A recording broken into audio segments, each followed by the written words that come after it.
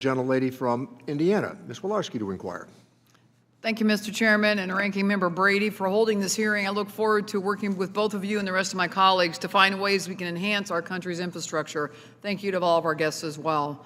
We all know too well that fixing the Highway Trust Fund is a difficult issue, and we've neglected it for too long.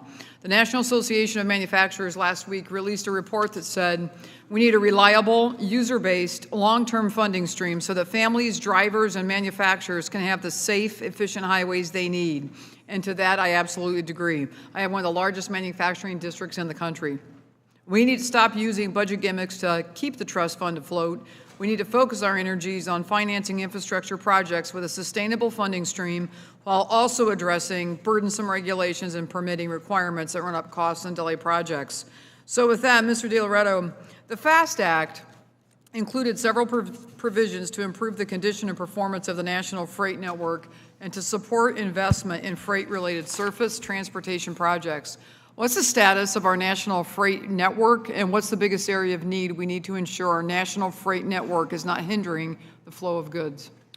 Well, the biggest concern in freight, and certainly my colleague here on the panel will tell you, is the congestion that each one of those trucks face trying to get to a port to deliver their goods or picking up their goods and taking them back to market. And not only are they sitting in traffic, but so are the people that work at those facilities that are sitting in traffic.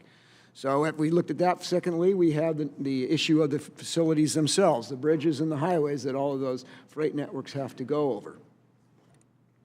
Building on that FAST Act, we need to think about how to fund such critical investments in our infrastructure and our economic security.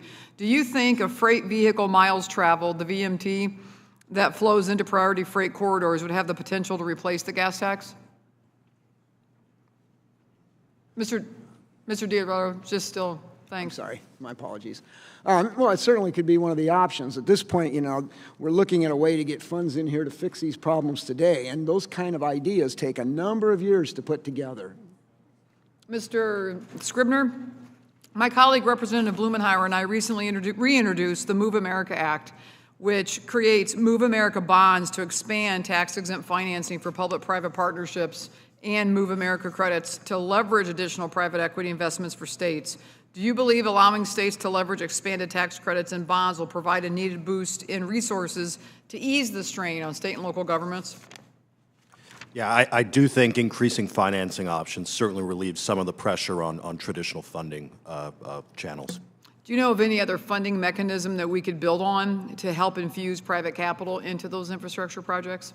Well, as I said in my testimony, I think if we want to see a lot more private sector investment in these public purpose infrastructure projects, the big one to tackle would be eliminating the private activity bond volume cap, which is currently set at $15 billion, and about more than 2/3 of that has been issued or obligated to date.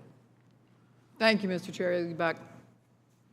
I thank the gentlelady. With that, let me recognize the gentleman from New York.